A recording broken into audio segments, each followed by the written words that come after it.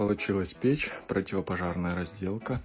Сделал такую полочку, дверца со стеклом, задвижка летнего входа. Вот здесь основная задвижка. С той стороны плита, выбивной кирпич, такой поясок декоративный, стеночка.